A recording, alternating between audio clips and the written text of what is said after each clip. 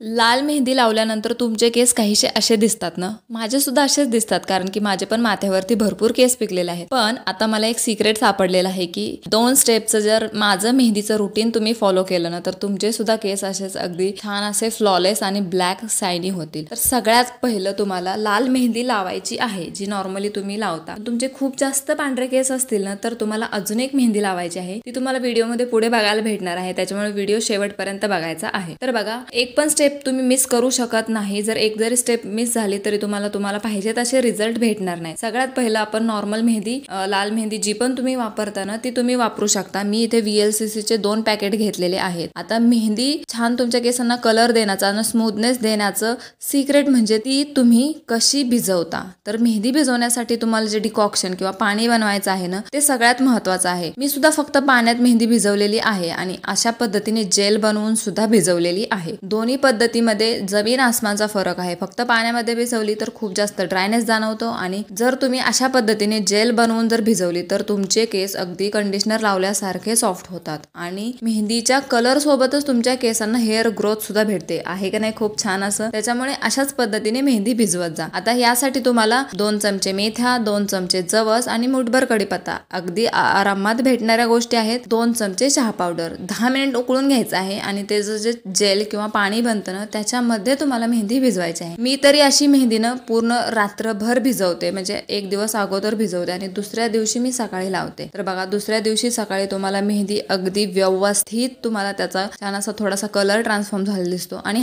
मेहंदी ही मी नेहमी लोखंडाच्याच भांड्यामध्ये भिजत घालते. तर तुम्ही बघू शकता काय होतं, जर पांढरे केस नसतील ना, तर लाल मेहंदीने सुद्धा खूप छान कलर येतो. पण पांढरे केस असतील आणि तुम्ही लाल मेहंदी लावली तर तुमचे केस काहीसे असे दिसतात. ते केस तसे दिसायला नको, म्हणून आपली पुढची स्टेप आहे बघा. आणि ही पुढची स्टेप केल्यानंतर तुमचे केस अगदी असे ब्लॅक फ्लॉलेस दिसणार आहेत. सो मी तरी हे करत राहते, आणि अगदी नॅचरल उपाय आहे तुमचे पांढरे केस काळे करण्याचा, त्याच्यामुळे तुम्ही सुद्धा करू शकता. आता ही मेहंदी आहे ना, ती सुद्धा आपल्याला सेम डिकॉक्शन बनवूनच भिजत घालायची आहे. तुम्ही म्हणाल पाण्यात का नाही भिजू घालू शकत, तर तुम्ही पाण्यात भिजवलेली मेहंदी सुद्धा लावतच आलाय ना आजपर्यंत. मग एकदा असं करून बघा ना, खूप छान रिझल्ट भेटतील. वायफट तर काहीच जाणार नाही, आणि केसांना कलर सोबतच तुमचे हेअर ग्रोथ भेटेल. त्याचबरोबर तुमचे केस आहेत ना, स्ट्रॉंग व्हायला मदत होईल. आता जे आपण जवस, मेथी आणि कढीपत्ता पहिली मेहंदी भिजायला वापरलेला आहे ना, तसंच सेम आपण दुसरी इंडिगो लिव्ह पावडर भिजवायला सुद्धा डिकॉक्शन बनवणार आहोत. 10 मिनिट उकळून घ्यायचे आहेत तीनही गोष्टी, आणि गाळून घेऊन त्या जेलमध्ये तुम्हाला मेहंदी टाकायची आहे. आता मेहंदी आपल्याला ही फक्त पांढरे केस आपले माथ्यावरती असतात, बरोबर ना, मग तेवढीच मेहंदी हवी. इथे मी 3 चमचे घेतलेले आहेत, कारण की मला फक्त माथ्यावरती लावायची आहे. तुम्हाला जर तुमच्या पूर्ण लेंथला लावायची असेल तर तुम्ही त्या पद्धतीने घ्यायची. आता माप तुमच्या केसांच्या किती पांढरे केस आहेत ना, त्याच्यावरती डिपेंड राहणार आहे. बघा, मेहंदी छान भिजवून घ्यायची आहे. त्याच्यात 2 चमचे दही टाकायचं आहे, आणि अर्धा चमचा जे पण तुम्ही ऑइल वापरता, इथे मी कोकोनट ऑइल टाकलेलं आहे. आणि ही मेहंदी तुम्हाला रात्रभर भिजवायची गरज नाहीये. फक्त 2-3 तास जरी सेट केली ना तरी होऊन जाते. जसं की मी सकाळी 8 वाजता भिजत घातली होती, आणि मी 11-11:30च्या दरम्यान लावली होती. तर बघा, एकदम छान अशी सेट होते तोपर्यंत मेहंदी. आणि मी लोखंडाच्याच भांड्यामध्ये भिजत घालते. बऱ्याच लोकांना प्रश्न पडतो की इंडिगोची मेहंदी लोखंडाच्या भांड्यामध्ये भिजवली तर रिझल्ट भेटत नाहीत, पण असं काहीच नाहीये. मी तुमच्या समोर तुम्हाला लाईव्ह रिझल्ट दाखवत आहे. हे माझे रिअल वाले आहेत. मी याच्यात कुठलंच फेक किंवा इकडचं तिकडचं फुटेज जोडलेलं नाहीये. हे माझे स्वतःचे केस आहेत, आणि रिझल्ट सुद्धा आणि अनुभव सुद्धा. त्याच्यामुळे अशा पद्धतीने या 2 स्टेप फॉलो करून बघा, तुम्हाला खूप छान रिझल्ट भेटणार आहेत. आणि